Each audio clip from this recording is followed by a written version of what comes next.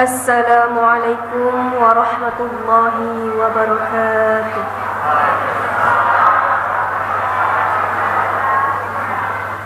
A'udzu billahi minasy syaithanir rajim.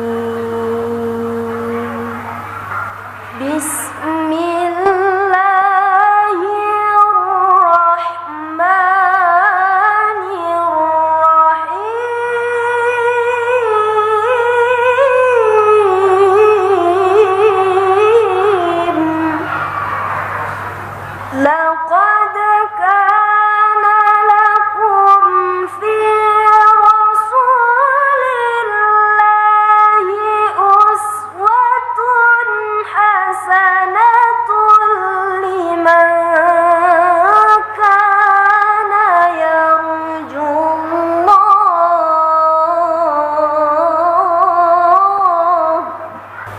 الله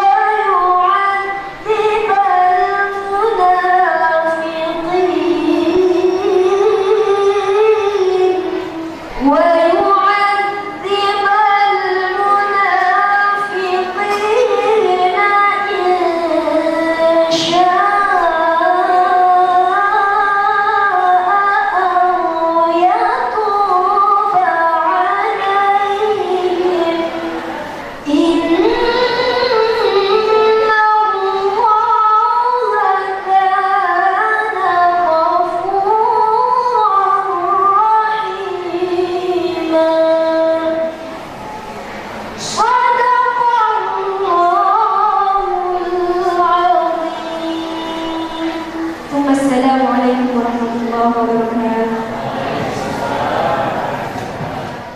Alhamdulillah wa syukurillah wassalatu wassalamu ala asrafil anbiya'i wal mursalin Sayyidina Muhammadin wa ala alihi wa sahbihi ajmain, amma ba'd.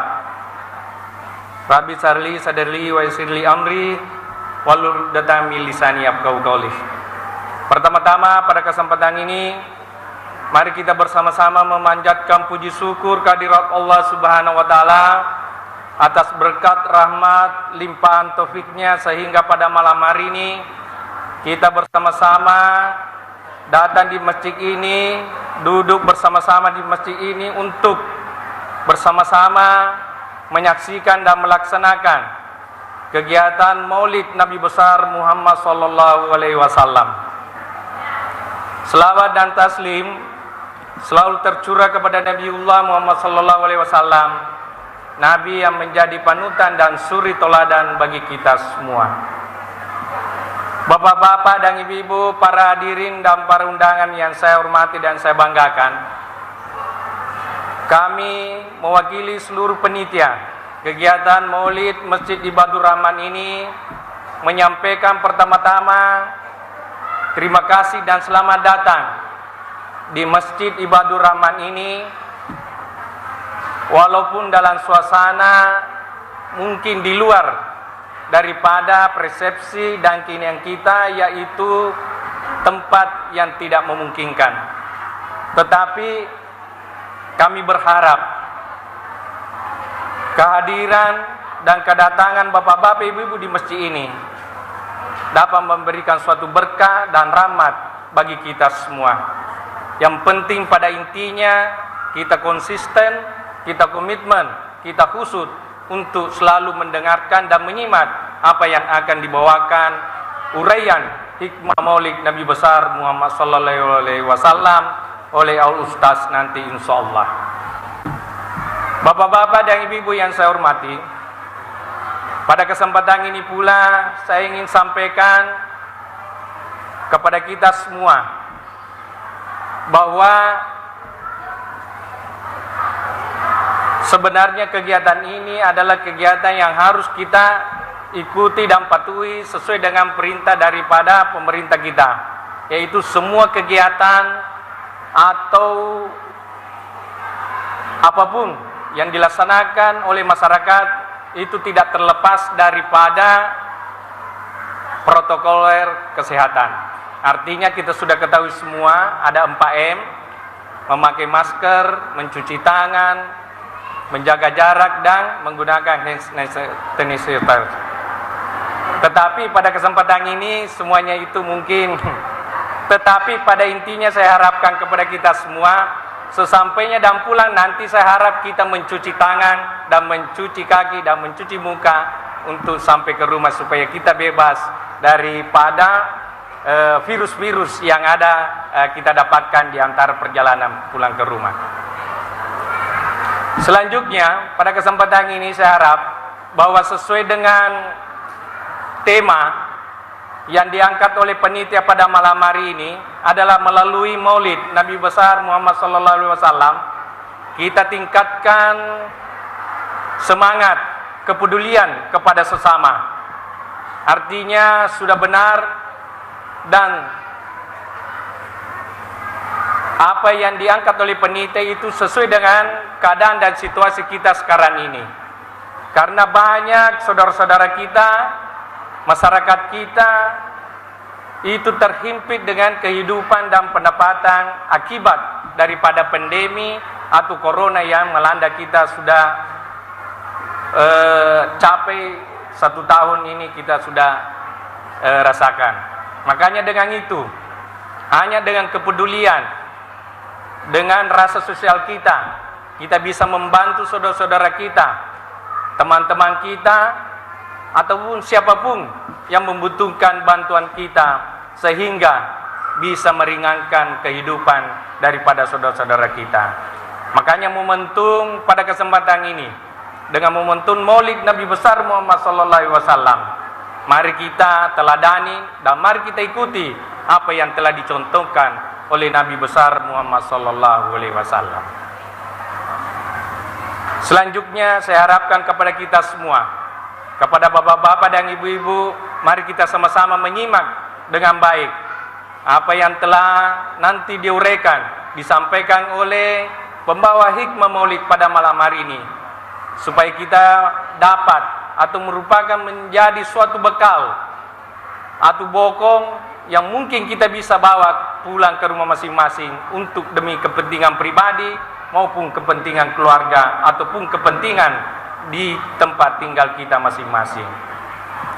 Selanjutnya terakhir, saya himbau kepada anak-anakku sekalian, kepada adik-adikku sekalian, bahwa saya harap supaya nanti pada saat prosesi kegiatan ini belum selesai, supaya jangan terlanjur atau cepat untuk memperebutkan telur yang terpasang di burak, karena bisa mengganggu daripada kegiatan maulid ini.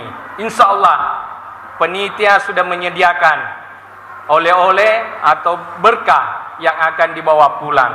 Yang penting anak-anakku sekalian, adik-adikku sekalian, diam duduk di tempat, insya Allah pasti akan mendapatkan satu oleh-oleh untuk dibawa pulang ke rumah. Yang penting tidak ribut dan tidak memperebutkan telur yang masih menempel di bura itu. Karena seperti kegiatan-kegiatan lain atau di masjid-masjid yang lain saya dapatkan, devana cerita, devana ceramah Pak Ustaz majemu ni burai. Akhirnya dena konsentrasi Pak Ustaz, akhirnya lenging ni na ningingkan ni jamaah leto ni nafau pacarama, akhirnya dena nagaga, dena si lolololongan. Makanya dengan itu mudah-mudahan kegiatan pada malam hari ini bisa kita betul-betul khusyuk dan hikmah, sehingga nilai apa yang kita harapkan kita bisa dapat dan kita bisa membawa pulang ke rumah masing-masing sebagai bekal kepentingan kita semua. Mungkin itu saja yang saya bisa sampaikan pada kesempatan ini. Mudah-mudahan mulai pada malam hari ini dapat berkah dari Allah Subhanahu wa taala. Demikian, wabillahi taufiq wal hidayah. Wassalamualaikum warahmatullahi wabarakatuh. Bismillahirrahmanirrahim. Assalamualaikum warahmatullahi wabarakatuh.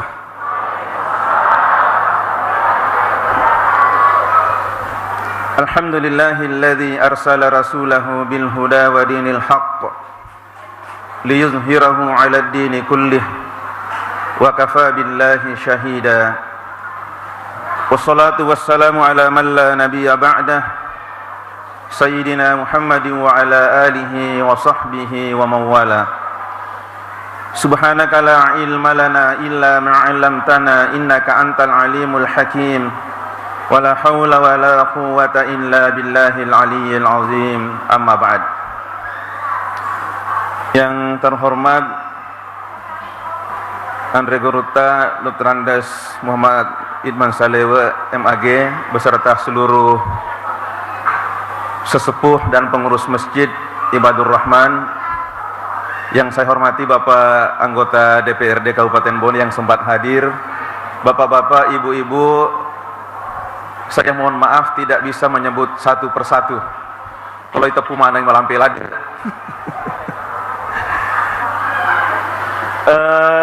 Yang pertama-tama dulu perlu mungkin saya jelaskan mengapa kita memperingati Maulid setiap tahun.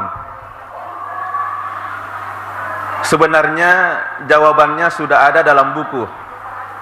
Bukunya itu ditulis oleh Syekh Muhammad Alwi Al-Maliki Al-Hasani, seorang ulama besar di Mekah yang juga masih cucu Rasulullah sallallahu alaihi wasallam. Beliau itu meninggal dunia tahun 2004, dan peraturan di Mekah dengan Madinah, jenazah itu dalam batas tahun tertentu harus diangkat, dipindahkan. Kalau di Mekah dikasih Madinah, kadang kan fana ko buru ini, fadi pelecek, kufuran ni ada di pelecek onrongi di pada pungang, baru si tama. Ya ko buru nale na latuk mako ke soplonya na tahu dia apa di pelecek. Nasabak ero wujudnya masih utuh. Bahkan kain kapalnya tidak hancur, Pak. Beliau ini seorang ulama besar. Kan memang para nabi, orang mati syahid, para penghafal Quran yang menjaga hafalannya, ulamaul amilin, di tanah. Beliau termasuk di situ. Beliau telah menulis buku 21 dalil mengapa kita memperingati Maulid Nabi. Mungkin saya sebutkan 2 saja, selebihnya nanti dibaca sendiri. Yang punya Android nanti buka. Kalau anak-anak milenial gampang tuh. Yang susah itu anak-anak kolonial.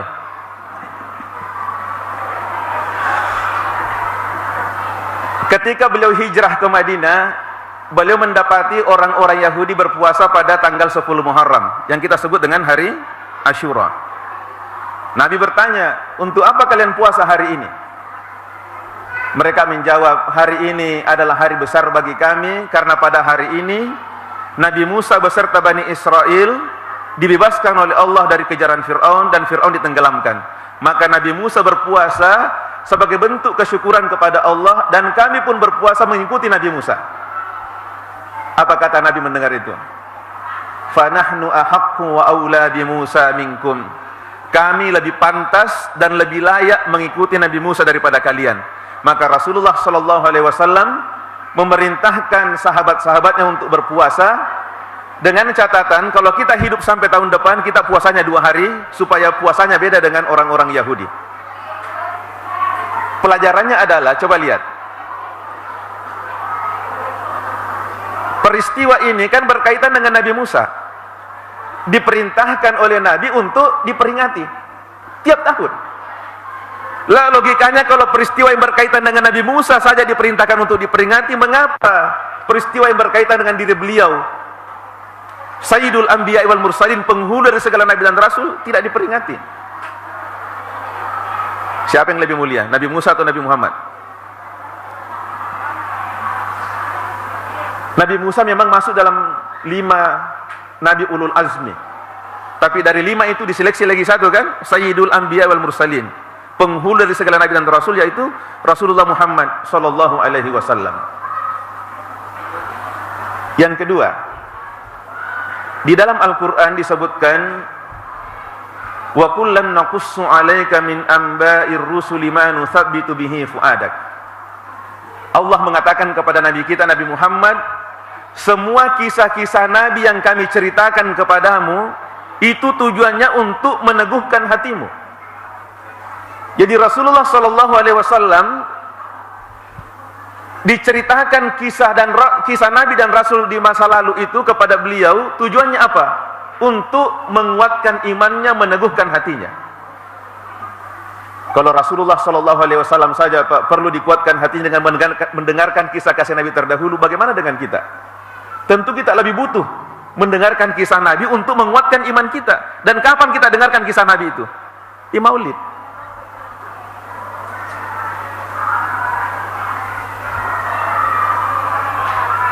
Dan juga Rasulullah sallallahu alaihi wasallam sendiri memperingati maulidnya. Ketika beliau ditanya tentang puasa hari Senin dan Kamis, salah satu jawaban beliau tentang puasa Senin itu, fihi wulidtu wa fihi uhiya ilayya. Karena pada hari itu saya dilahirkan, dan pada hari itu saya menerima wahyu untuk pertama kalinya. Dan coba lihat di dalam hadis tentang hari Jumat, salah satu fadilah hari Jumat, kelebihannya adalah karena pada hari itu Nabi Adam diciptakan. Berarti waktu kelahiran Nabi itu adalah waktu yang mulia, layak untuk kita peringati, untuk mengambil hikmah dan pelajaran. Saya kira itu cukup sebagai pengantar dulu mengapa kita memperingati Maulid.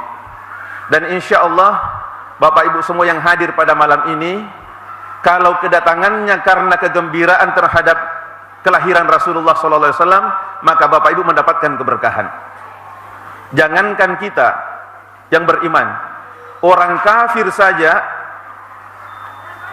yang disebutkan dalam Al-Quran, Abu Lahab, tabat yada abi lahabi wa tab, mendapatkan keberkahan dalam tanda petik karena kegembiraannya terhadap kelahiran Rasulullah SAW.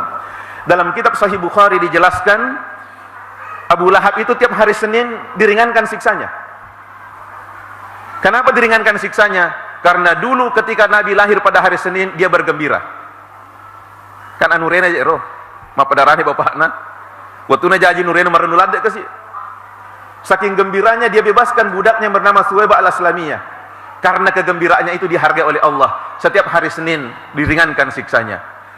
Boy, orang kafir saja dapat berkah, apalagi kita orang-orang yang beriman yang bergembira dengan kelahiran Rasulullah sepanjang hidupnya. Ini momen Maulid tahun ini agak istimewa karena ini bertepatan dengan kasus penghinaan terhadap Nabi kita Muhammad SAW di Perancis. Sebenarnya kasus ini pengulangan terus dari tahun 2005, berulang terus sampai hari ini. Ya. Ini pelajaran bagi kita Bapak Ibu sekalian, kita tidak boleh menghina agama lain. Tidak boleh. Di dalam Al-Quran, di dalam hadis banyak sekali larangan menghina, tidak boleh. Dan ini adalah ajaran Islam, ajaran Rasulullah Sallallahu Alaihi Wasallam. Ya. Satu, tidak boleh dulu menghina agama orang lain. Wala tasubbul ladzina yad'una min dunillah fayasubbullaha adwan bighairi ilm. Janganlah kalian menghina, mencaci maki sesembahan orang yang menyembah selain Allah. Tidak boleh. Kenapa kita tidak boleh menghina agama lain? Karena ketika kita menghina agama lain, menghina Tuhan mereka, mereka boleh jadi menghina agama kita, menghina Tuhan kita gara kita yang mulai. Sama ketika Rasulullah SAW menjelaskan, Inna min akbaril kabair ayyasubbar rajul walidayhi. Sesungguhnya di antara dosa terbesar itu adalah menghina orang tua sendiri. Sahabat heran, kejek tahu nanu nak ada teman-teman. Nabi katakan ada, yaitu orang yang menghina orang tua orang lain, ada nama pemula, dan orang itu membalas menghina orang tuanya, maka dosanya sama menghina orang tua sendiri. Pak Alen mah pemula, makanya tidak boleh menghina orang tuanya orang lain, Pak. Tidak boleh menghina agamanya orang lain, karena itu dosanya sama dengan menghina orang tua kita sendiri, agama kita sendiri. Tidak boleh.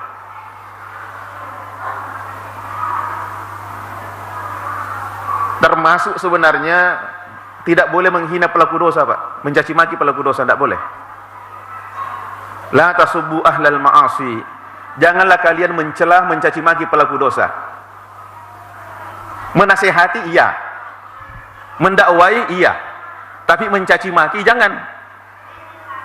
Kenapa tidak boleh mencaci maki? Karena kalau kita mencaci maki pelaku dosa dan ternyata dia bertaubat kepada Allah, maka yang menghina itu, yang mencaci maki itu tidak akan meninggal dunia sebelum melihat fitnah yang sama. Bahaya nih. Yang pernah saya lihat begini, ini ada perempuan hamil di luar nikah, Pak. Dia digalakai nama tampu ini, ya kadang-kadang dikasari. Ada yang pokoknya seluruh kata-kata kotor, kata-kata kasar keluar untuk dia. Ternyata kemudian perempuan yang mengata-ngata itu juga anaknya hamil di luar nikah, Pak. Jadi kalau ada orang seperti itu, Bapak Ibu, jangan dicela, jangan dicaci maki, dinasehati, didoakan iya. Ini ada petunjuk Nabi secara umum. Kalau kita melihat musibah yang menimpa orang lain, apakah musibah agama atau musibah dunia, baca doa ini. Kalau kita baca doa ini, maka Allah tidak akan menimpakan musibah yang sama kepada kita. Kan musibah tadi dua, ada musibah dunia, ada musibah akhirat. Ada orang kena musibah dunia, misalnya Andre Api Bolana, bangkrut. Kita tahu, baca doa ini, insya Allah dia akan naik pada badai. Atau musibah agama, anak-anak kena narkoba, termasuk tadi hamil di luar nikah, baca doa ini, insya Allah ada anak naik. Ada orang kena corona, baca ya, insya Allah menurut keterangan hadis dia akan naik. Tapi itu siapa macam apa? Kurang baca doa nah. Doanya begini. Alhamdulillahilladzi 'afani mimma ibtalaka bih wa faddalani 'ala katsirin mimman khalaqa tafdila. Nanti saya share di, siapa yang ada nomornya sama saya? Oh, sama Ustaz Pak Jikamat. Nanti saya share ke Bapak, nanti minta sama beliau. Tapi ketahuan aja kapan taruh langsung dimatu. Tak baca jadi musibah dunia atau musibah akhirat menimpa orang lain, baca doa ini, insya Allah dia kena nih selama nih. Tapi dengan catatan tadi, jangan mencaci maki dan jangan mencela, tidak boleh, tidak boleh. Termasuk tidak boleh mencela cuaca. La tasubur rih. Janganlah kalian mencela angin, jangan mencela cuaca. Tidak boleh. Kejap posisi ya. Tidak boleh. Tidak pengertiannya ini cuaca. Pelah, Pak. Tidak boleh mencela. Kenapa tidak boleh mencela? Karena yang mengatur itu kan Allah. Coba ibu-ibu maka bube pakai. Terus Yandre, pe, kejabe. Hingga tersinggung. Be panah tuh maka bue. Maka bue tersinggung tuh. Yang mengatur ini adalah Allah. Makanya tidak boleh mencela, tidak boleh mencaci maki. Kalau hal-hal kecil seperti itu saja diatur oleh agama, ini Islam ini luar biasa ajarannya, Pak. Pelajaran bagi kita, Bapak Ibu ketika Rasulullah dihina tersinggung tidak? Tersinggung Ki? Harus tersinggung. Ya kalau dia tersinggung, ya kutana tepet tak? Dipertanyakan, Pak. Harus tersinggung. Cuma caranya tersinggung jangan serampangan, merusak dan demo kemudian merusak fasilitas negara ya. Madung-madung aja ya. Sekarang anjuran majelis ulama adalah memboikot seluruh produk-produk Prancis. Cari matu daftar itu, sampai daftarnya agak produk aja terlibi, apa mula baja. Sampai ada kemudian permintaan maaf dari mereka supaya dikasih pelajaran bahwa tidak boleh menghina agama orang lain, apalagi ini simbol yang sangat dihormati. Ya, dalam hadis Nabi SAW dijelaskan, la yu'minu ahadukum hatta akuna ahabba ilaihi min waladihi wa walidihi wan nasi ajmain. Tidak sempurna iman seseorang sampai saya, kata Rasulullah, dia cintai melebihi kecintaannya kepada anaknya, orang tuanya dan seluruh umat manusia. Bapak Ibu sekalian, kalau kita baca hadis Nabi SAW, beliau itu sangat mencintai umatnya, Pak. Sangat mencintai umatnya. Saya bacakan satu hadisnya. Likulli nabiyyin du'aun mustajabatun. Tiap-tiap nabi itu diberikan oleh Allah satu doa pamungkas. Ya koirna fakir perdoaan pasti diterima, Pak. Pasti asal ana fakir perdoaan pasti diterima di Allah Taala. Setiap nabi dikasih doa pamungkas. Tetapi seluruh nabi-nabi yang lain itu sudah menggunakan doanya di dunia. Nabi Nuh misalnya ketika didustakan oleh umatnya, dipabeli ke umatnya meloduani, napake perloduanna, petelemane ke buang jemu saya. Nabi Saleh juga begitu, nabi-nabi yang lain juga begitu. Nah, bagaimana di perleduannya? Sementara Rasulullah, wa inni ihtaba'tu da'wati syafa'atan li ummati yaumal qiyamah. Sedangkan saya menyimpan doaku untuk memberikan syafaat kepada umatku nanti di hari kemudian. Nah, tertara kasih untuk umatnya, dia pakai untuk kepentingan pribadinya. Padahal dulu waktu di Taif, waktu beliau hijrah pakai dirempet kasih darah-darah. Dipan rasa-rasa. Seandainya doanya itu dia pakai diterima di Allah Taala, Pak kan mana kayak menawarkan diri itu. Muhammad, kalau kau mau, saya angkat itu gunung-gunung yang ada di Taif, saya timpakan ke seluruh penduduk Taif, mati mereka semua. Ya kau ini kira-kira dipakur Pak kepan rasa-rasa gitu. Nah, boleh malaikat tawarkan ya kita tahu. Gati ini. Tapi ternyata Nabi mengatakan, Allahumma gfir li ummati fa innahum la ya'lamun. Maafkanlah mereka ya Allah karena mereka tidak mengetahui siapa saya. Tak dampingnya, Pak. Luar biasa ini. Dan inilah tema kita hari ini, Pak. Apa temanya di situ?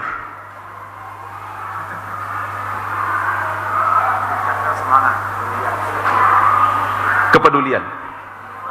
Rasulullah SAW sangat peduli dengan sesama itu. Sangat peduli dengan sesama. Di penghujung surat Taubah yang biasa dibaca kalau sudah sholat subuh, ada yang biasa saya baca dalam hadis, dua ayat terakhir surat Taubah itu, laqad ja'akum rasulun min anfusikum azizun 'alaihi ma 'anittum harisun 'alaikum bil mu'minina raufur rahim fa in tawallaw faqul hasbiyallahu la ilaha illa huwa alaihi tawakkaltu wa rabbul arsyil azim. Ini dibaca 7 kali waktu pagi, 7 kali waktu sore. Insyaallah ini menjadi doa perlindungan, Pak.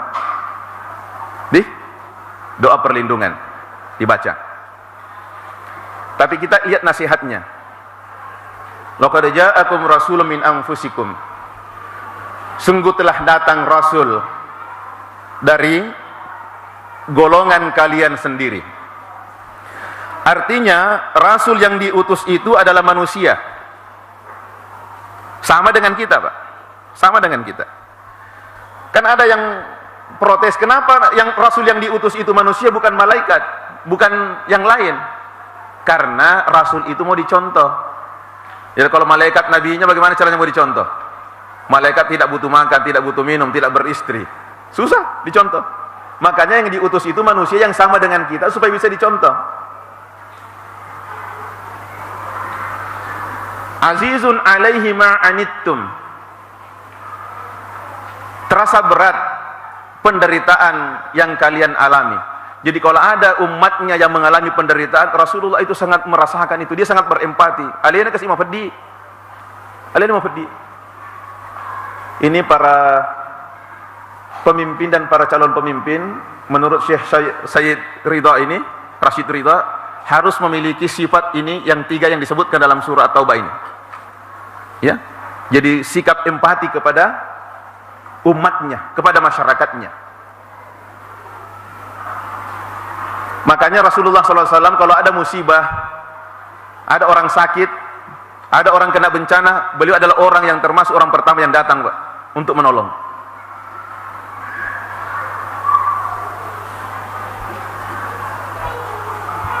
Harisun alaikum. Beliau itu sangat menginginkan keselamatan kepada kalian. Rasulullah itu tidak mau ada umatnya masuk neraka, Pak. Tidak mau. Makanya beliau menyimpan itu syafaat, doanya tadi untuk menjadi syafaat.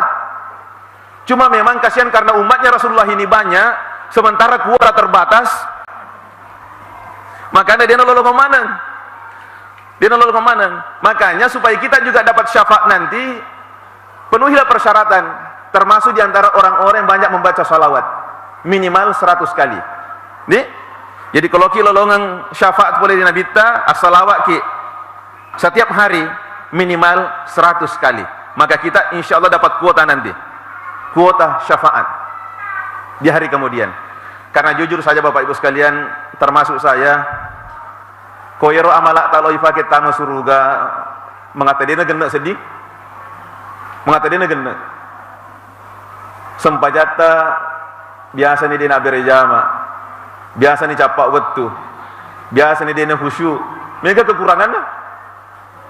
Ya kotanya famasena Allah Ta'ala, dia itu salama.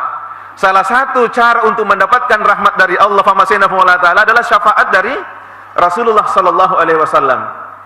Termasuk caranya tadi membaca salawat minimal 100 kali. Barang siapa yang istiqamah membaca salawat 100 kali sehari semalam, maka Allah akan mengabulkan 100 hajatnya, 30 di dunia, 70 di akhirat. Meringan meja salawat ini. Allahumma salli ala Muhammad wa ala ali Muhammad. Iro kami naponco ro. Atau yang lebih panjang, ada kurang lebih 70 versi salawat. Silakan dipilih mana yang cocok bagi kita, yang paling enak kita rasakan. Dan ada seorang sultan di masa lalu itu, dia salawatnya Pak, satu hari satu malam 300.000. Nah ini siaga salawat apa seso? 100. Itu biasa yang lupai. Biasa angin-angina. Kepolisi tinuluna desi. Istiqamah ki minimal 100. Pede mega pede magalloy. Ya. Yang ketiga sifat Nabi adalah bil mu'minina raufur rahim. Beliau itu sangat penyantun dan sangat pengasih kepada orang-orang beriman. Sangat penyantun. Bahkan jangankan orang-orang beriman, Pak, orang-orang kafir saja beliau itu sangat pemaaf. Coba lihat waktu Fathu Makkah. 10 tahun Nabi dakwah di Mekah. Dipanrasa-rasa kasih, diintimidasi, dilempari kotoran, disakiti, bahkan mau dibunuh, Pak. Sehingga Rasulullah terpaksa hijrah meninggalkan kota Mekah menuju kota Madinah karena jiwanya terancam. Pada tahun ke-9 Hijriah, Nabi datang ke Mekah dengan 10.000 pasukan bersenjata lengkap. Itu orang-orang yang pernah menyakiti beliau, maka deman rasa nih, maka ma'alai Muhammad capu nih. Karena dulu di pantas rasa itu. Tapi ternyata mereka kaget. Ketika Nabi datang di Mekah, Nabi berpidato, al-yaum yaumul marhamah. hari ini adalah hari kasih sayang. Tidak ada pembalasan dendam. Kalian telah dimaafkan. Baik. Kok ini Pak Pura ke Pandasarasa ki? Terus datang bawa pasukan 10.000. Hah, tagir Pak Ero, Pur Pandasarasa kiro. Pur mati kiri nah. Hancur no. Tapi ternyata Nabi Pak tidak. Akhlaknya Rasulullah SAW, dan inilah yang menjadi kunci sehingga bangsa Arab yang dulunya biadab bisa berubah menjadi beradab. Yang tadinya jahiliyah bisa menjadi Islami hanya dalam jangka 23 tahun, Pak.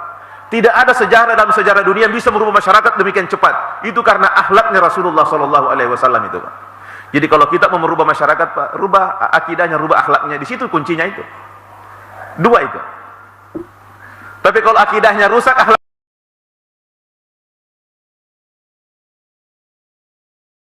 innamal umamul akhlaqu ma baqiyat fa inhumu zahabat akhlaquhum zahabu. Sebuah umat itu bisa bertahan karena akhlaknya. Kalau akhlaknya hancur, maka hancurlah umat itu, Pak.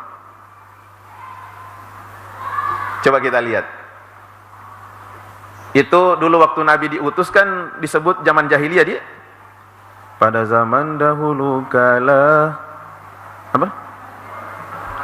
Pada zaman jahiliyah lahirlah seorang nabi yang terakhir dan mulia. Zaman jahiliyah. Kenapa disebut jahiliyah? Bodoh. Apakah mereka tidak tahu berhitung? Oh, mereka sudah mengenal ilmu astronomi, ilmu perdagangan internasional, ilmu syair. Kenapa disebut bodoh? Akidahnya, akhlaknya. Salah satu simbol kebodohan mereka adalah membunuh anak perempuan. Kalau anak laki-laki yang lahir, wah gembira, bangga. Tapi kalau anak perempuan, Pak, masih iri dan bahkan dibunuh. Sekarang masih ada enggak pembunuhan bayi? Masih ada? Berarti jahiliyahmu Pak di? Bahkan lebih jahiliyah, Pak. Jahiliyah sekarang lebih jahiliyah daripada jahiliyah dulu. Kalau dulu yang dibunuh itu hanya bayi perempuan saja. Ya makok kue. Dia pilih merek, urani makunrai. Itu satu. Yang kedua, jahiliyah dulu itu membunuh bayi setelah bayi lahir. Jahaji pi, napa no? Ya makok kue. Dia pernah jahaji nuno memang nih, aborsi. Lebih jahiliyah. Yang ketiga, yang membunuh bayi itu, Pak, hanya orang-orang miskin. Ya roto sugi dia tuh nuno anak nah. Karena alasan ekonomi. Sebab kalau bayi perempuan dibunuh semua, capu itu rupa tahu Pak di kami mana? Ternyata kan masih ada gitu. Masih ada ji. Berarti yang membunuh anak itu betul-betul orang miskin. Walaupun itu kemudian ditegur oleh Al-Qur'an. Wala taqtulu auladakum khasyata imlaq. Nahnu narzuquhum wa iyyakum. Janganlah kalian membunuh anakmu karena takut miskin. Kami yang memberi rezeki kepada mereka dan kepada kamu. Sekarang orang membunuh anak gara-gara apa, Pak? Masih iri. Tapi dia masih iri pugok iro. Akibatnya masih iri tanggung nih. Yang keempat, jahiliyah dulu dikasih kolan apa? Kok jahiliyah makuk kue? Mereka mahasiswa, sarjana, melakukan perbuatan itu. Dan masih panjang lagi penjelasannya kalau ini mau dibahas. Jadi kalau begitu dakwah tidak boleh berhenti, Pak. Karena kejahiliaan masih ada. Walaupun memang pintu kenabian sudah tertutup. Dia naga nabi mundina Nabi Muhammad SAW. Beliau adalah nabi terakhir. Tetapi tugas nabi untuk berdakwah itu tetap lanjut, Pak. Tetap harus lanjut. Karena baru beberapa bulan Rasulullah wafat, muncullah orang-orang murtad, muncullah nabi-nabi palsu, muncullah banyak kedurhakaan. Padahal nabi sampula mati nabi kita. Ini dimakokkan sampula ni mati nabi kita. Lebih disebut tahu. Berarti potensi kerusakan itu lebih besar. Makanya dakwah harus jalan terus. Ini penting kita ingatkan Bapak Ibu. Kenapa dakwah harus jalan terus? Sebab kode gagal mengurusui agama bahaya. Kalau agama tidak terurus, Pak, bahaya. Anak-anakku Spanyol tahu ya, Barcelona, Real Madrid, Atletico Madrid, Granada, itu Spanyol. Dulu Spanyol itu negara Islam. Dulu. Kurang lebih 700 tahun Islam pernah berjaya di sana. Menjadi pusat peradaban dunia. 700 tahun. Tapi kemudian habis. Karena orang tidak peduli dengan agama. Sibuk mana lino miban urusu, di kalau merusuh agama. Akibatnya habis, Pak. Indonesia belum sampai 700 tahun berkuasa Islam. Kita belum menguasai dunia ini, belum. Kalau kita tidak peduli dengan agama, capu kita, Pak. Habis. Jadi harus peduli dengan agama. Kemudian coba perhatikan, nikmat itu kan ada dua. Kalau tadi musibah ada dua juga, musibah dunia, musibah akhirat. Nikmat juga ada dua, nikmat dunia, nikmat akhirat. Dalam hadis dikatakan, Innallaha yu'tid dunya liman yuhib wa man la yuhib. Sesungguhnya Allah memberikan nikmat dunia kepada siapapun, baik yang dicintainya maupun tidak dicintainya. Yekolino dina pilih-pilih pengolah ta'ala. Kafir, seleng, taat, durhaka, kasih semua, kasih kalau dunia. Wala yu'tid din illa liman yuhib. Tapi Allah tidak memberikan nikmat agama kecuali kepada hambanya yang dicintainya saja, Pak. Jadi kau sibuk mengurus ulino, Pak, tapi sempat berjamaah terdeng, ya, dia tidak peduli dengan pendidikan anak-anak. Ya hati-hati, bukan nikmat itu, siksaan itu. Ternyata penyama itu, pacalat. Tapi kalau Allah memberikan hidayah, ya, ketaatan, dia nak kenal di masjid sampai berjamaah subuh, ya, kemudian sibuk mengurus dakwah, mengurus umat, papi nyamai itu, Pak, papi dalek itu.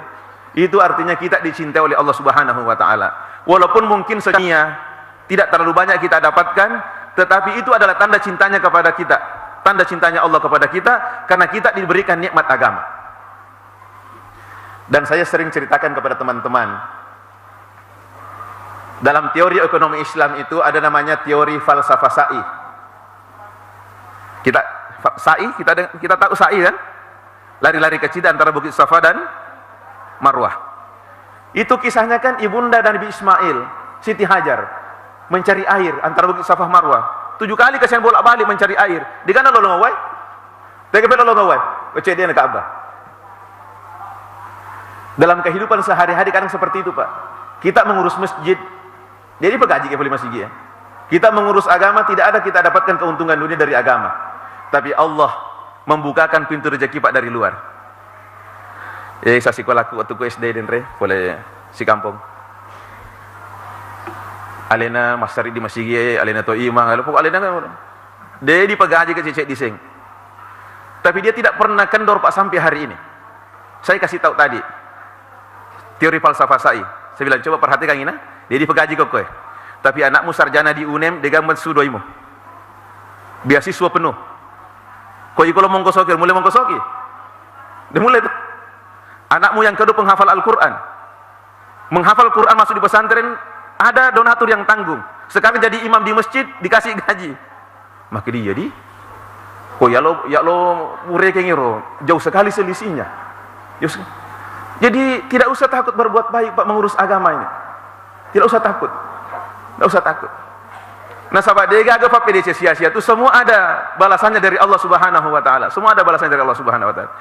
Cuma memang Allah taala mapasi wala temapasi lenereng. Semua kebaikan yang kita lakukan, Bapak Ibu sekalian, pasti ada balasannya. Demikian pula kejahatan yang kita lakukan. Saya teringat dengan seorang teman di UIN Alauddin, pensiun dikasih sebagai profesor. Waktu beliau naik haji, dia mendapati seorang yang bermasalah di pintu masuk kota Mekah. Kan kalau kita di Mekah diperiksa, kalau non muslim tak boleh masuk, tak boleh masuk. Yang kecil di jamaah ya muka nama tapa-tapa non muslim dicurigai, apalagi ketatok nah. Pakai ihram kayak ketatok nah, colong ditahan di polisi ya. Dia tulis bahasa Inggris, dia tulis bahasa Arab. Polisi dia niseng bahasa Indonesia. Bayangkan, Pak, kalau sampai mungkin dia bakal dipelisu. Teman ini turun, kasih penjelasan dalam bahasa Arab dan bisa meyakinkan polisi bahwa dia adalah seorang muslim. Akhirnya bisa masuk kota Mekah, alhamdulillah bisa berhaji. Saking gembiranya dia kasih keluar dompetnya, lepas sudoina, saya agak dolar, lo nerengir si buaku. Tema kedero jana si bawa maki malampi bu perjalanan tetarin do ita. Kamu do ikut tetarin do ita. Karena uang tidak mau diambil Pak, diambil kameranya. Nah foto ini. Benar. Waktu berlalu sudah lebih 10 tahun Pak. Pada tak lupa mana nih? Sudah lupa nih. Ini anaknya teman kuliah di Jogja. Nah S2 anakku di Jogja. Engkau masih gi nalebeki lepai masa bajang ngasara. Kau masih gi Masu ini pun masa bajang ngasara na pasal sepatunan kata mata tu dah ko cedena. Mas cerita ya, boleh bagi kindi. Tentu pakai bahasa Indonesia terjemahan aja. Patenya ugi. Boleh bagi kindi, oke, perju pandang. Mas cerita, baik, kebiasa sisa kuju anu ko di Mekah, perju pandang. Utar rumpi foto lah tu mako ko ke fotone. Onrong dan nuku biasa kasih na bantu. Maka dia renan ai bapak aku itu, Pak. Bapak aku itu. Akhirnya telepon bicara. Maka dikik apa kebetulan sih untuk ini? Lalu maka dikik kebetulan ya. Tapi ingat, istilah kebetulan itu hanya istilah manusia, Pak. Di sisi Allah dikak kebetulan. Kurator mana ya, roh? Kurator apa malah tali sih untuk. Terus apa kata orang itu? Besok bawakan saya KTP-mu, kau daftar ONH Plus, upendrek ke Mekah. Sebagai tanda terima kasih ke bapakmu biasa. Pak Alina bantu kan. Ternyata dia sekarang jadi pengusaha besar Pak, sukses di Jogja dia. Nah, pendek Mekah gratis Pak. Jadi tidak usah takut berbuat baik, karena pasti ada balasannya Pak. Ya, degaga si sele itu Pak pemale, degaga si sele. Wa kafa billahi syahida, wa kafa billahi. Cukuplah Allah sebagai saksi, cukuplah Allah yang memperhitungkan. Ya, tidak ada yang sia-sia itu Pak. Tidak ada yang sia-sia. Termasuk ketika kita melakukan kejahatan, melakukan keburukan, terengerangi, kembali kepada diri kita. Maka gunakanlah seluruh pemberian Allah itu untuk melakukan kebaikan Pak, karena itu amanah, titipan itu. Ada masanya nanti berpisah Ki. Harta yang dititipkan Allah, ada masanya nanti meninggalkan atau ditinggalkan. Maka selama harta itu ada, gunakan harta itu untuk menyebarkan kebaikan. Coba ini untuk harta renungan ya, renungan coba harta. Namanya bahasa Arabnya harta apa itu? Malun. Mala yamilu, mailan, malan. Satu akar kata itu. Makanya kalau terjemahannya mala yamilu itu condong atau cenderung. Makanya namanya harta Pak, namanya uang. Nah puji mana tuh tahu? Pak senamu Pak. Dipuji memang nih. Anak-anak nah puji doi. Toma tua nah puji mato. Orane puji doi. Makun rai bunyi. Digaga dia nah puji doi. Nah puji mana doi? Karena memang dari namanya saja mala yamilu itu cenderung. Pasti orang condong semua Pak. Ya. Pasti orang suka semua sama uang. Tapi coba lihat dalam Al-Quran. 86 kali kata harta disebutkan dalam Al-Quran. Ketika disebutkan kata kepemilikan sebanyak 54 kali, seluruh kata yang pemilikannya itu selalu pada kelompok. Amwalukum, amwaluhum, harta kalian, harta mereka, amwaluna, harta kami, selalu jamak. Hanya 6 kali disandarkan kepada kepemilikan pribadi. Dari 6 kali itu 5 kali kecaman, hanya 1 kali pujian. Artinya apa? Kesimpulannya adalah harta itu memang harus berfungsi sosial. Kapan fungsi sosial harta itu hilang, maka dia menjadi celaan, menjadi kecelakaan. Engkau tahu tak?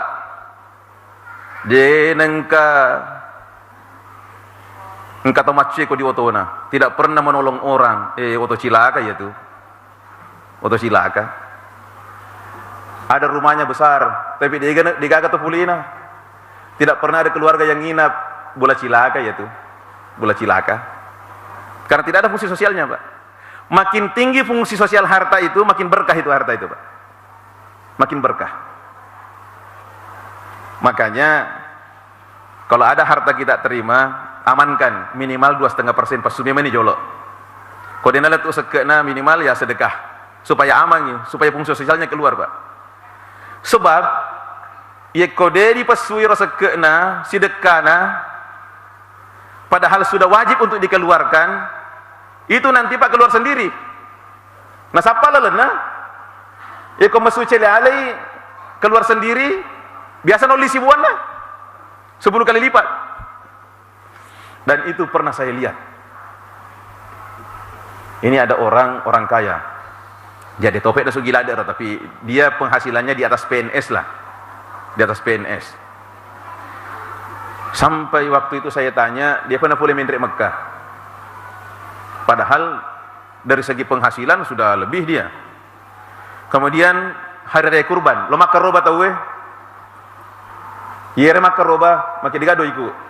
Pada mereka doina Pak, mereka doina. Pada sekitar 6 tahun berlalu kemudian dalam sebuah urusan bisnis dia kena tipu Pak. Dia kena tipu. Uangnya hilang lebih 300 juta. Tak tari ini roh. Tadi duitnya 300 juta lebih. Setelah saya hitung-hitung, jadi kakak saya bilang begini, kalau kita mengeluarkan harta di jalan Allah, Allah pasti ganti itu harta yang kita keluarkan minimal 10 kali lipat. Karena Allah yang janji Pak. Allah yang janji. Wa ma anfaqtum min syai'in fahuwa yukhlifu. Apapun yang kalian infakkan di jalan Allah, pasti Allah ganti. Wal hasanatu bi asyri amsalha, dan gantinya satu kebaikan itu diganti oleh Allah minimal 10 kali lipat. Tapi kalau kita tidak mengeluarkan harta itu yang seharusnya dikeluarkan, keluar dia sendiri dan dia panggil teman-temannya 10 kali lipat. Ureke-reke ngi, waktu itu ongkos haji masih 30 juta. Dia napa suwi sia ketedeng. 300. Kurban waktu itu masih 1 jutaan Pak. Dia lalu makan roba ke digadoiku, tadi 10 juta. 310 juta. Jadi jangan kikir kasih keluar itu harta Pak. Jangan kikir. Karena biar kita tahan, biar kita sembunyi, biar kita apai, mesum itu nasapala lena. Jadi kasih keluar saja. Jadi kalau misalnya masjid kita butuh pembangunan, ada kita pesui. Dan ingat janji Allah, itu tadi bahwa pasti diganti. Pasti diganti.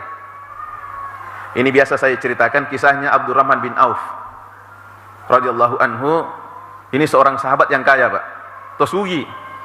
Tapi wattuna malaikat dapura loka di Madinah, nasalimano orang parana diganalah. Karena demi kepentingan agama, menyelamatkan agama, nasalimano orang parana jadi kasih asih. Tapi letuk di Madinah, dasar otak bisnis Pak, dia pelajari sistem perekonomian di Madinah, masih sugi memang. Tapi kemudian dia mengeluh. Mengeluh karena terlalu banyak hartanya. Ya kok ini mengeluh karena kurang hartanya. Abdurrahman bin Auf itu mengeluh kepada Nabi karena terlalu banyak hartanya. Karena dia merasa kadang sholatnya tidak khusyuk mi. Ya, mengalami fikiriki. Dia nana BDC sempajange mengeluh kepada Nabi. Jadi Abdurrahman bin Auf itu selalu berpikir bagaimana hartanya bisa berkurang. Jadi kalau engkau perlu, aleh. Tapi yang dia heran, setiap dia bersedekah, pede mega boleh. Sampai dalam peristiwa pembelian kurma busuk itu waktu perang Tabuk, karena orang pergi perang dia sempat kasih panen eroanuna kormana sampai membusuk di pohonnya. Abdurrahman bin Auf kasihan ini penduduk Madinah. Dia umumkan kepada seluruh penduduk Madinah yang punya kurma busuk, bawa ke rumah saya, beli dengan harga normal. Niatnya bukan bisnis Pak, niatnya untuk sedekah menolong orang supaya hartanya berkurang. Orang berbondong-bondong Pak, nanti mana kormana ero bonyok ero, dia bayar dengan harga normal. Setelah itu dia gembira, alhamdulillah kurani doiku. Koi di, alhamdulillah. Cak. Merenui kurat doin, alhamdulillah kurani doiku. Tiba-tiba ada utusan dari negeri Yaman, Pak. Utusan raja dari negeri Yaman bahwa di Yaman sekarang berjangkit wabah penyakit. Dan obatnya itu menurut penelitian tabib kerajaan adalah kurma busuk. Kalau ada yang punya stok, saya beli dengan harga 10 kali lipat dari harga normal. Baik. Mega si doina. Tapi dia merenung Pak. Apa diuluna?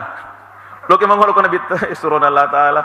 Kurang wasiatkan doi ku orang paraku supaya kurangi. Menengkai boleh beda megai. Mecawe Nabi ta, makin Nabi ta, mana qasat sadaqatun mimmalin. Sedekah itu memang tidak mengurangi harta. Baliyasdad, bahkan menambah dan menambah. Mendengar ceramah ini, ada seorang jemaah waktu itu bawa uang di Jakarta ini, bawa uang 75 juta di masjid. Sebenarnya rodo ya untuk renovasi masjid, renovasi rumahnya.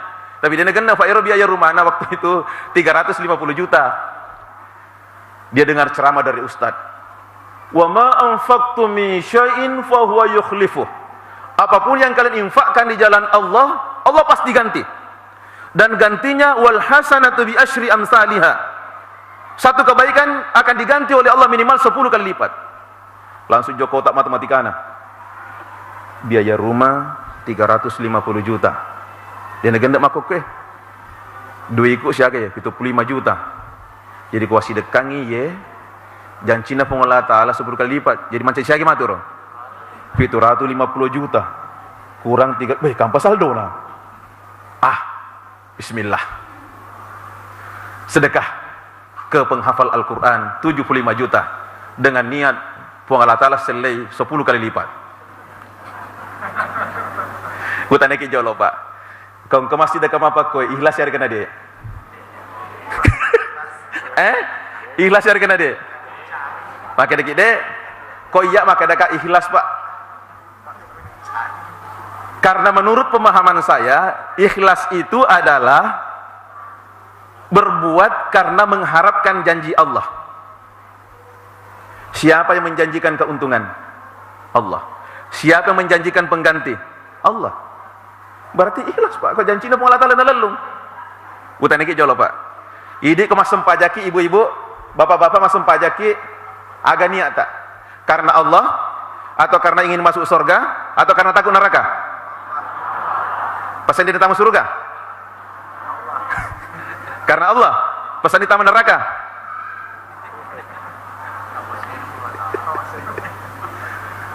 Kau kata mas sempajang gara-gara metode tamu neraka, ikhlas tak? Tidak ikhlas. Ikhlas Pak. Karena yang mengancam masuk neraka itu adalah Allah. Fawailul lil musallin. Neraka wail bagi orang-orang yang salat. Alladzina hum an salatihim sahun, yaitu orang yang lalai dalam salatnya. Siapa mereka? Alladzina yuakhiruna as-salata an waqtiha. Orang yang sengaja menunda-nunda waktu salat sampai akhir waktu. Menunda-nunda salat saja diancam neraka, apalagi tidak salat. Kan biasa ke ibu-ibu, masuk aja ya, cinampak pi. Akhirnya dia salat akhir waktu. Orang seperti Mbak diancam dengan neraka, apalagi sampai tidak salat. Jadi kalau masuk aja kita tahu neraka, ikhlas kan Allah Ta'ala tahu nih. Masa pada kalau kita masuk surga, ikhlas. Karena Allah yang janjikan.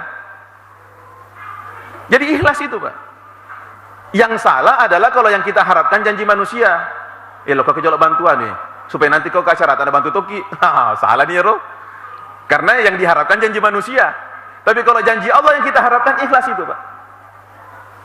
Apa yang terjadi kemudian?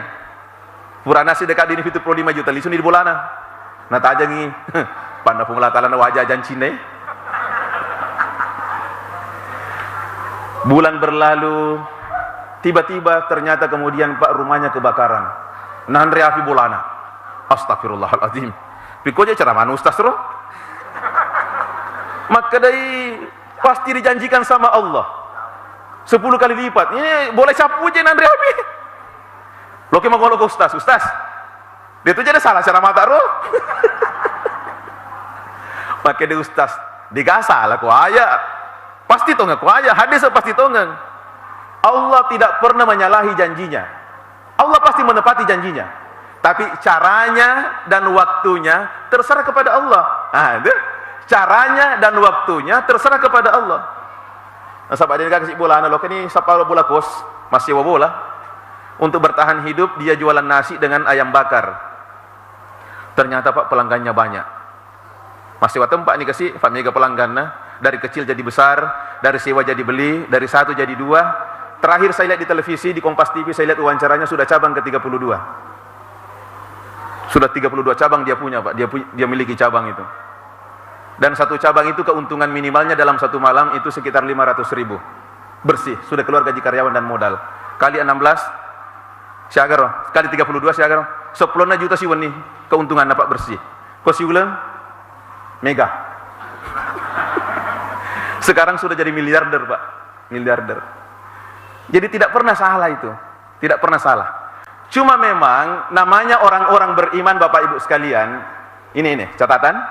Namanya orang-orang beriman yang dicintai oleh Allah Subhanahu wa Ta'ala, itu pasti dikasih ujian. Ujiannya boleh langsung kepada dirinya, boleh jadi melalui istrinya, boleh jadi melalui anaknya, boleh jadi melalui hartanya. Tujuannya apa? untuk menghapus dosa-dosanya, supaya nanti di hari kemudian dia menghadap kepada Allah, tidak ada lagi dosanya. Jadi kalau Allah memberikan ujian kepada kita banyak, Pak, bersyukur gitu. Itu artinya Allah mencintai kita. Innallaha idza ahabba 'abdan ibtalahu. Jika Allah mencintai seorang hamba, pasti banyak diberikan ujian. Karena kalau kenikmatan terus, Pak, bahaya tosi. Biasa kita kelupa. Ko nyamu matur lagi Allah Taala mengatakan kelupa gitu. Yaitu Firaun sombong, takabur, bahkan melantik dirinya jadi Tuhan karena dia susah. Padiulu lagi padi bobo denengka, akhirnya takabur. Kalla innal insana la yatagha ar-ra'ahu istaghna. Itu kecenderungan manusia itu menjadi sombong kalau dia merasa dirinya serba berkecukupan, Pak. Makanya sebenarnya kita butuh itu musibah itu supaya ada evaluasi diri, Pak. Dia takabur. Bahaya itu kalau kita takabur, Pak, hancur gitu. Nih. Nah, makanya tidak ada orang tidak ada masalahnya, Pak. Ini bagian akhir dari ceramah. Islam ini telah mengajarkan kepada kita semua ada jawabannya. Setiap permasalahan pasti ada solusinya. Ni'mas silahul mu'min as-sabr wad du'a. Sebaik-baik senjata orang beriman adalah sabar dan doa. Sabar tadi tidak mengeluh. Doa, kemudian doa. Untuk menghadapi corona, mungkin sudah pernah disampaikan tapi tidak apa-apa diulangi. Satu, kalau tadi protokol kesehatan sudah disampaikan. Ya, sudah. Sekarang dari sisi agamanya saya sampaikan. Satu, keluar rumah, baca Bismillahi tawakkaltu 'alallah la haula wala quwwata illa billah. Barang siapa membaca ini keluar dari rumahnya 3 kali, dikatakan kepadanya kufitah wa wukitah wa huditah. Kamu telah diberikan kecukupan, kamu telah diberikan petunjuk, dan kau telah dijaga. Jadi kecukupan, petunjuk, dijaga. Dijaga selama nih. Satu. Kemudian setiap pagi dan sore, Bismillahilladzi la yadurru ma'asmihi syai'un fil ardi wala fis sama wa huwas samiul alim. 3 kali. Barang siapa membaca ini, lam yusibuhu faj'ata bala'in. Tidak akan kena musibah yang tiba-tiba. Terus tadi kalau ada orang yang kena musibah tadi, ada orang kita lihat kena, dapat berita, ada orang kena musibah, supaya tidak kena musibah yang sama, apa tadi dibaca? Oh, dia apa ini? Alhamdulillahilladzi afani mimma ibtalaka bih wa faddalani ala katsiri mimman khalaqa tafdila. Tak pernah ngarang kamatu Pak Haji. Tak pernah ngarang kamatu share supaya ini bagus sih. Iya, Itu dari sisi agamanya. Tapi bukan berarti setelah baca doa ini macam apa nih? Ajana pakai masker, ajana mau cuci tangan. Enggak. Ingat, dunia ini adalah tempat berusaha. Rasulullah SAW melihat sahabatnya datang, Pak, ke masjid berjamaah pakai unta. Leso oleh untaan, terutama di masjid. Makin Nabi tahu untamu. Ini tawakal Allah. Saya bertawakal kepada Allah. Makin Nabi tak orang ijolo. Asli orang ijolo, napa tawakal kepada Allah. Jadi sama juga, Pak, menghadapi corona ini ya kita berusaha lah menjaga kebersihan, cuci tangan, ya, menjaga kebersihan dan sebagainya. Itu bagian dari upaya kita. Tidak boleh juga takut berlebihan. Karena kalau kita takut berlebihan, justru itu yang menjadi penyakit, Pak. Menjadikan tubuh kita jadi lemah. Tapi udah tahu dikit macam apa? Takabur, fakot takabur lagi. Nasalike pengolah ta'ala. Dia mau ditakabur lagi. Jadi ini, saya kira mungkin demikian karena sudah 1 jam. Sudah 1 jam. Terakhir mungkin pesan saya mengulangi tadi penyampaian di awal ini karena ini temanya kepedulian. Jadi agama ini, Pak, bukan hanya mengajarkan hablum minallah saja. Hablum minallah itu penting. Karena kalau tidak ada hablum minallah, tidak ada pondasinya amal kita, sia-sia. Tapi hablum minan nas tidak boleh ditinggalkan. Karena kalau hablum minan nas ditinggalkan, rugi kita nanti di hari kemudian. Rugi. Karena biar banyak kita punya amalan, Pak, kalau kalau hablum nas capu dipakai makam aja. Capu. Dan itu yang disebut orang bangkrut di hari kemudian. Ya. Dan bahkan memang di dalam hadis dijelaskan ada amalan-amalan tertentu itu yang pahalanya itu mengalahkan pahala puasa, sholat dan sebagainya. Kan Nabi pernah bertanya, maukah kalian saya tunjukkan satu amalan yang pahalanya mengalahkan pahala sholat, puasa dan sedekah? Wih, amalan apa aja? Liwa apalannya? Maka dari sahabat itu Pak Guru ke surah Allah Ta'ala. Kata Nabi, islahu zatil bain, mendamaikan dua orang yang berselisih.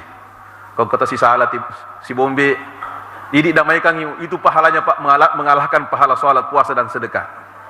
Jadi sebaliknya, menjadi provokator yang menyebabkan orang berselisih, menyebabkan orang bertengkar, menyebabkan orang saling membenci, itu dosanya lebih besar daripada meninggalkan sholat. Padahal dosa meninggalkan sholat saja sudah cukup menjadi tiket masuk neraka. Ma salakakum fi saqar. Apa yang menyebabkan kalian masuk dalam neraka saqar? Qalu lam nakum minal musallin. Dulu di dunia makutuki mas sempajang. Nah, provokator dosanya tadi lebih besar daripada dosa meninggalkan sholat, lebih cepat masuk nerakanya itu, Pak. Makanya sekali lagi, jaga hablum minallahnya, jaga juga hablum minan nasnya. Saya kira demikian, dan mari kita tutup dengan doa. Mudah-mudahan kita semua ini diberkahi oleh Allah Subhanahu wa taala, dosa-dosa kita diampuni dan senantiasa diberikan sikap istiqamah dalam agama, meninggal husnul khatimah dan insyaallah masuk surga. Amin ya rabbal alamin. Ala hadhihi niyyah wa ala kulli salihah rabbana taqabbal bi barakatil Fatihah. Bismillahirrahmanirrahim. Alhamdulillahirabbil alamin arrahmanir rahim maliki yaumiddin.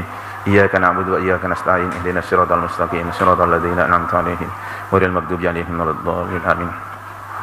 Amin. Bismillahirrahmanirrahim. Alhamdulillahirabbil alamin hamdan yuwafi ni'amahu yukafi mazidah. Ya Rabbana lakal hamdu kama yanbaghi li jalali wajhika wa 'azimi sultanik. Allahumma shalli wa sallim ala sayyidina Muhammad wa ala alihi wa sahbihi ajma'in.